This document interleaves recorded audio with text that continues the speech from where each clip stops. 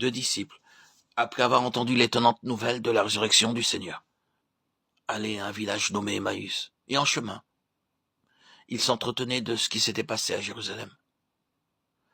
Comme ils parlaient du Seigneur, Jésus s'approcha et fit route avec eux, mais ils ne purent le reconnaître. Ils l'avaient connu selon la chair, mais toute leur connaissance passée ne leur permit pas de découvrir son identité, car maintenant, il était ressuscité d'entre les morts.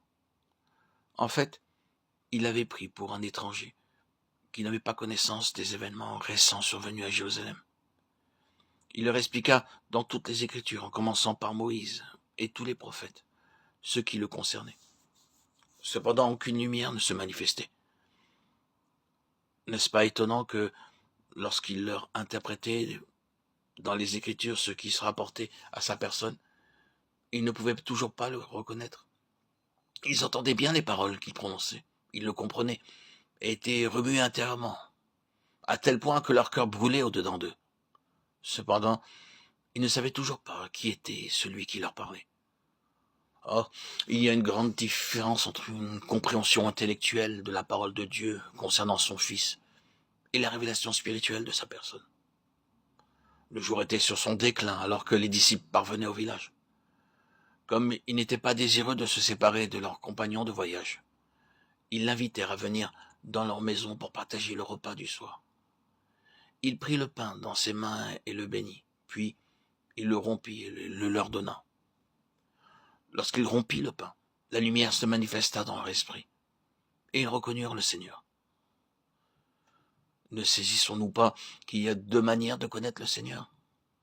Vous pouvez avoir de lui une connaissance extérieure en lisant ce qui le concerne dans les Écritures, mais vous le connaissez par une connaissance intérieure, lorsqu'il vous accorde une révélation de sa personne. Nombreux sont ceux qui ont lu la parole de Dieu au point qu'ils se sont tellement familiarisés avec les vérités concernant Christ qu'ils peuvent les prêcher aux autres. Cependant, il leur manque la connaissance intérieure de sa personne. Cette connaissance qui procède d'une illumination de notre esprit. Par bonheur, il y en a qui ne le connaissent pas seulement intellectuellement, mais spirituellement, parce qu'il a ouvert les yeux de leur cœur. Peu après que Jésus fut ressuscité, 7 de ses disciples se rendirent sur la mer de Tibériade. Il y avait Pierre, Thomas, Nathanaël, Jacques et Jean. 2 autres disciples faisaient partie de ce groupe, comme nous le voyons dans le récit de l'évangile de Jean. Pierre, s'étant tourné vers les 6 autres, leur dit « Je vais pêcher ». Les autres alors l'accompagnèrent, et voici qu'une chose étonnante arriva. Ces hommes, qui étaient des pêcheurs expérimentés avant leur rencontre avec le Seigneur, n'arrivaient plus à prendre un seul poisson maintenant.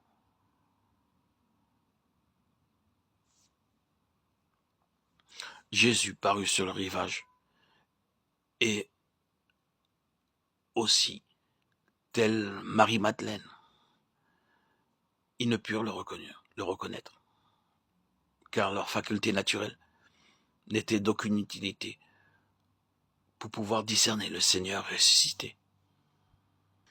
De même que les 2 disciples d'Emmaüs n'ont pu reconnaître le Seigneur. Les évidences externes ne peuvent pas convaincre. Elles laissent subsister toujours des questions. Mais l'assurance intérieure rend toute question inutile. Heureux sont ceux qui ne connaissent pas le Seigneur selon la chair, mais dans l'esprit. Ils possèdent une force intérieure que rien ne peut décourager, qui leur permettra de découvrir le Christ, tel que Marie-Madeleine, tel que les 2 disciples d'Emmaüs. Que Dieu nous ouvre les yeux afin de pouvoir connaître son Fils de cette manière.